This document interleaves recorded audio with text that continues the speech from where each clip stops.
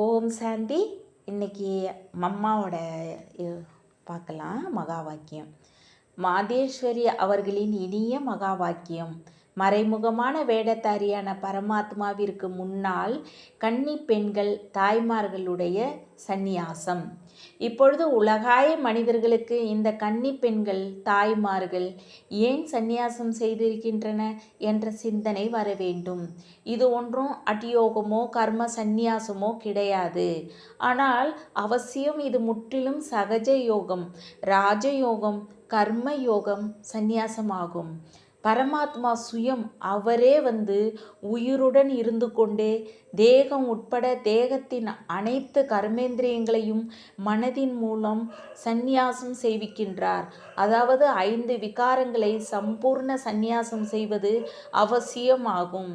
பரமாத்மா தானம் கொடுங்கள், கிரகணம் நீங்கிவிடும் என்று கூறுகின்றார்.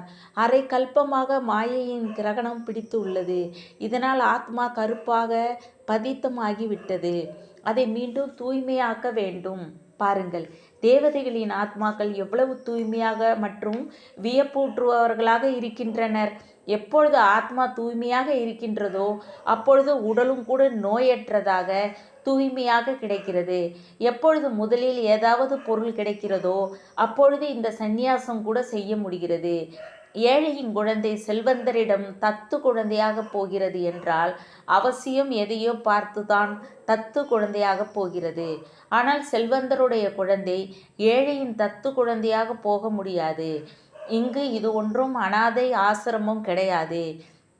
இங்கேயோ பெரிய பெரிய செல்வந்தர், உயர் குலத்தை சேர்ந்த தாய்மார்கள், கன்னி பெண்கள் உள்ளனர்.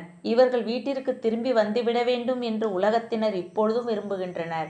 ஆனால் இவர்கள் என்ன பிராப்தி செய்திருக்கின்றனர்? எனவே அவசியம் அதன் மூலம் அவர்களுக்கு அதிகமான சுகம், சாந்தியின் பிராப்தி கிடைத்துள்ளது. ஆகையினாலேயே அந்த செல்வம் பொருட்களை உதறி தள்ளிவிட்டனர். எவ்வாறு ராஜா கோபி சந்த் மற்றும் மீரா ராணி பதவியை, அதாவது ராஜ்யத்தை சந்நியாசம் செய்தனர். இது ஈஸ்வரிய அதீந்திரிய அலௌகிக சுகம். அதற்கு முன்னால் அந்த உலகாய பொருட்கள் துச்சமானதாகும்.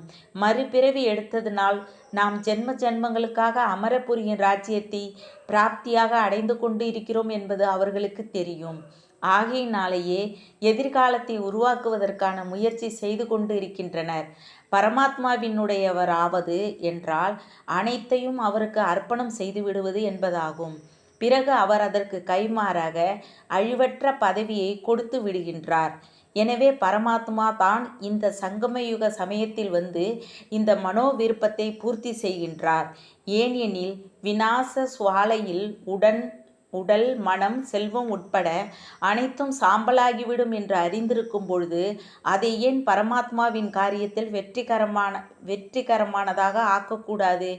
எப்பொழுது அனைத்து விநாசமும் ஆகப் போகிறதோ அப்பொழுது நாமும் பெற்றுக்கொண்டு என்ன செய்வது என்ற இந்த இரகசியத்தையும் இப்பொழுது புரிந்து கொள்ள வேண்டும்.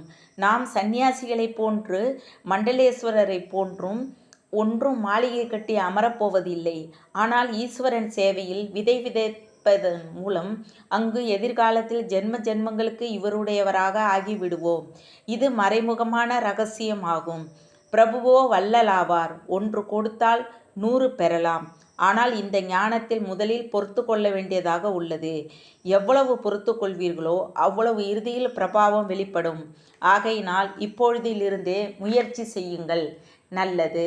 ஓம் சாந்தி பாபா. தேங்க்யூ பாபா.